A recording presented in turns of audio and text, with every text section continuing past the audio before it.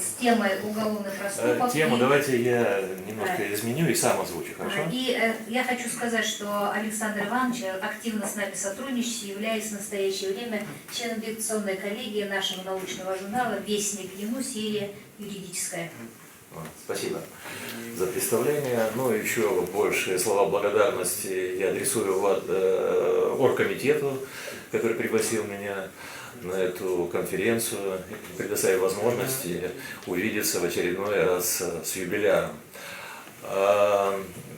Мы вчера прилетели, и у нас уже была возможность высказать хорошие, добрые слова, причем справедливые, в адрес Куаныша. Я не буду повторяться, только один момент озвучу. Вот вчера мы себя, вот нашу троицу, учитывая, что у нас примерно одинаковый возраст, сравнили с красной профессурой. Значит, я, Голик и Куаныш. Но Куаныш все-таки выделяется из этого нашего ряда еще и тем, что он не просто красный профессор, а краснофлотец. Дело в том, что он служил 3 года в наших краях, на Тихом океане, в городе Владивостоке, на атомной подводной лодке. И вот тут вот, будь еще здесь Игорь Иванович Рогов, я бы ему объяснил вот этим эпизодом из биографии Куаныша, почему он немного похож на китайца. Дело в том, что он, конечно, за 3 года избороздил очень много вод Тихого океана, неоднократно, так сказать, проходил мимо берегов Китая в подводном или надводном положении и не мог не проникнуться идеями Конфуция. Ну, а вот то, как он выглядит, я думаю, тоже имеет, так сказать, отдаленную причину. Дело в том, что он не просто служил на атомной подводной лодке, но недалеко от этого атомного отсека находился, у него пост там был. Поэтому он, видите, до сих пор такой стройный, поджарый, спортом занимается. Это благотворное влияние, я думаю, в малых дозах радиации. Теперь перехожу к докладу. Но я, с вашего позволения, действительно слегка изменил тему. Дело в том, что вот заявка была подана давно, а в России произошел некий очередной зигзаг в развитии нашей уголовно-правовой политики российской.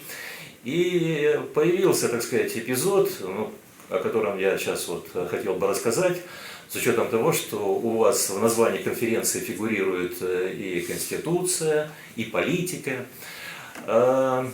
Значит, речь пойдет о юридических фикциях в уголовном праве России и вхождении этих юридических фикций в коллизию, в противоречие, в конфликт с положениями нашей Российской Конституции.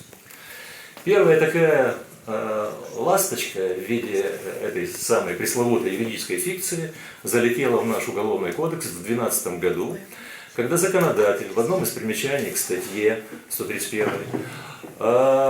сформулировал законодатель, подчеркиваю, не правоприменитель, не Верховный суд, сформулировал положение, согласно которому сейчас лицо, совершающее развратные действия в отношении потерпевшей, не достигшей 12-летнего возраста, осуждается не за развратные действия, а за изнасилование. Поставил наш законодатель знак равенства между развратными действиями, ну, в отношении особой категории потерпевших, и их изнасилованием на полном серьезе.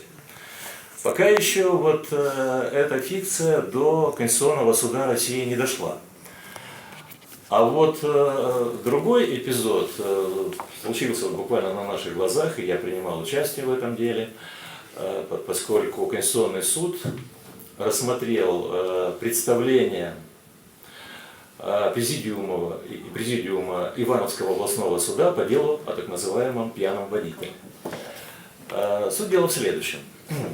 Некий гражданин в Ивановской области, да, и дело уже дошло после первой инстанции до президиума областного суда, но суд посчитал, что он не может вынести приговор, и обратился за разъяснениями в наш Конституционный суд с вопросом, соответствует ли Конституции России примечание к статье 264.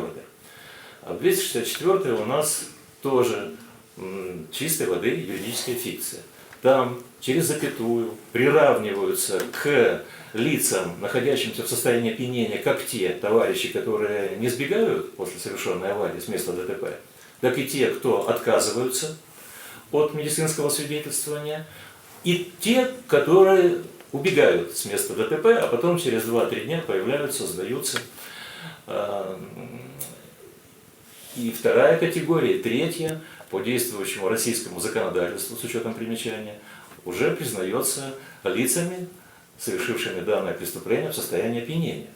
А ведь у нас тоже не в момент принятия Уголовного кодекса, а позже, 264 была дополнена 3 квалифицирующими, особо квалифицирующими и суперквалифицирующими признаками, то есть совершение тех же самых преступлений, повлекших в первом случае причинение тяжкого вреда здоровью, во втором смерти потерпевшему, в третьем случае смерти 2 и более лицам при совершении ДТП, если водитель находился в состоянии опьянения.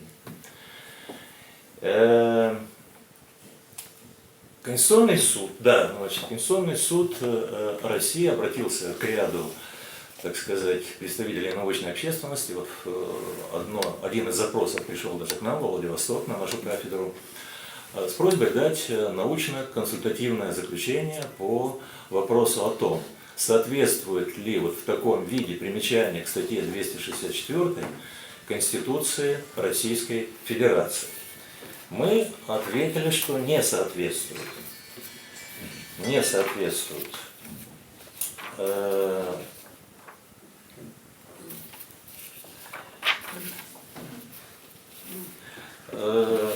Значит, и с нашим тезисом, это вот тот, пока в моей практике первый случай, я уже давал 5 или 6 научно-консультативных заключений по запросам Конституционного суда России. Ну вот, наконец-то, сейчас, то есть 23 апреля, Конституционный суд согласился вот с моей точки зрения, с позиции нашей кафедры и признал неконституционной вот это примечание. Суд в своем постановлении отметил, что расширительное толкование пункта 2 примечания к статье 264, как приравнивающего само по себе оставление лицом, управляющим транспортным средством, в том числе и в состоянии опьянения, места дорожно-транспортного происшествия, к отказу от прохождения свидетельствования о состоянии опьянения, недопустимо в силу требований принципа «non crimen nulla poena sine laga», не перевожу, а также принципа презумпции невиновности. Мы это как раз вот акцентировали